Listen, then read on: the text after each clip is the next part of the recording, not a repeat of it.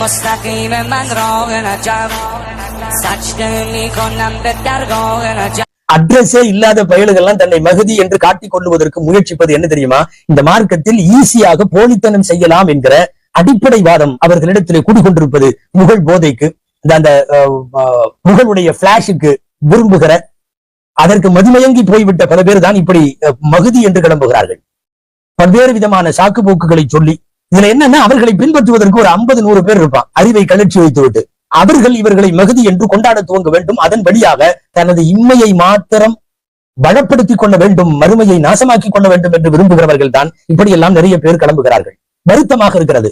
ஆன்மீக பாதையில் வழிகாட்ட வேண்டிய மஷாயிகுகள், ஆன்மீக பாதையில் அகத்தை சுத்தப்படுத்தப்பட வேண்டிய ஷேகுமார்கள் என்பவர்கள் வலுக்கட்டாயமாய் தன்னை இறைநேசராக அவர்களாகவே அறிவிப்பதும், அவர்களாகவே தன்னை மகதி என்று அறிவிப்பதும், அவர்களாகவே ஏதோ இறைவனின் அவதாரத்தை போல முன்னெடுப்பதும் மிக மோசமான இந்த நூற்றாண்டில் நாம் பார்த்து கொண்டிருக்கிற மார்க்க ரீதியான முஸ்லிம் சமுதாயம் சந்திக்கிற அவலங்களில் ஒன்று என்று சொல்லலாம்.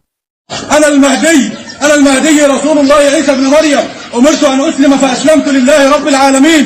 أنا المهدي أملك الناس 7 سنين فإن أنا مت قامت القيامة فلا نبي ولا رسول بعدي. منذ إعلانه أنه المهدي والبابا الحقيقي الشرعي يثير عبد الله هاشم أبا الصادق جدلا واسعا، فمن هو؟ اسمي عبد الله، واسمي مذكور في وصية الرسول صلى الله عليه وآله وسلم في ليلة وفاته.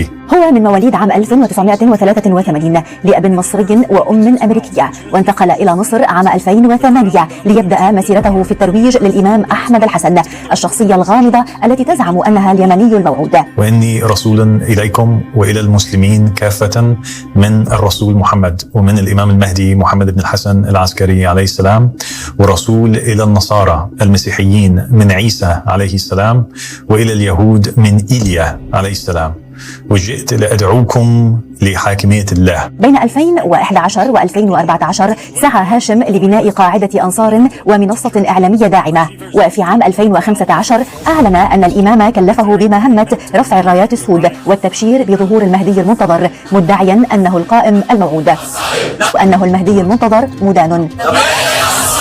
ورغم ذلك يؤكد أتباع له في العديد من الدول مبايعتهم له مبشرين به وبأفكاره. மௌலவி எம்ஜே முகமது யாக்கூப் பாக்கவி என்ற ஹைரி ஷா நூரி மீது பாக்கியாத் ஃபத்வா. 2006 வேலூர் ஜாமியா அல் பாக்கியாத்து சாலிஹாத்தில் சனது பெற்ற சென்னை முகமது யாகூப், தகப்பனார் பெயர் ஜைனுல் ஆபிதீன் என்பவர், ஒரு முறை தான் கண்ட கனவை நம்பிக்கொண்டு நான் எதிர்காலத்தில் மகதியாக வருவதற்கு வாய்ப்புண்டு என்ற நப்பாசையில் பிடிவாதமாக இருந்து வருகிறார். ஸல்லல்லாஹு அலைஹி வஸல்லம் அவர்களின் குடும்பத்தைச் சார்ந்த பாத்திமா ரலியல்லாஹு அன்ஹா அவர்களின் வழித்தோன்றலில் அப்துல்லா என்பவரின் புதல்வர் முகமது என்ற பெயருடையவர்தான் மகதியாக வருவார் என்று ஹதீஸில் தெளிவாக வந்திருக்க, மேற்படி அம்சங்களில் எதுவுமே இல்லாத இவருக்கு மகதியாக வேண்டும் என்ற ஆசை. பாக்கியாத்தின் சார்பில் 3 பாக்கவிகளை பிரதிநிதிகளாக அனுப்பி உண்மை நிலையை எடுத்துக் கூறி உபதேசித்த போதும் அவர் தனது நிலையிலிருந்து மாறப்போவதில்லை என்று திட்டவட்டமாக அறிவித்துவிட்டார். சுன்னத் வல் ஜமாத் கொள்கைகளுக்கு எதிரான கொள்கையை கொண்டிருப்பதும் இதனை அப்பாவி முஸ்லிம்களிடம் பரப்பி வருவதும் பாக்கியாத்து சாலிஹாத்தின் நிலைப்பாட்டுக்கு முற்றிலும் எதிரானதாகும். எனவே இவர் வழிகெட்டவர், வழிகெடுப்பவர் என்றும், பாக்கவி என்பதற்கான தகுதியை இழந்துவிட்டதால் இனி பாக்கவி என்ற பட்டத்தை அவன் தனது பெயருடன் சேர்க்கக்கூடாது என்றும், பாக்கவி சனதை திரும்பப் பெற வேண்டும் என்றும் பாக்கியாத்தின் அனைத்து ஆசிரியர்கள் குழு தீர்மானித்துள்ளது. எனவே உலமாக்கள் அவரை விட்டும் விலகி இருக்க வேண்டும் என்றும், பொதுமக்கள் மார்க்க ரீதியான எந்த தொடர்பும் அவருடன் வைத்துக் கொள்ள வேண்டாம் என்றும் வலியுறுத்தி கேட்டுக்கொள்கிறார்.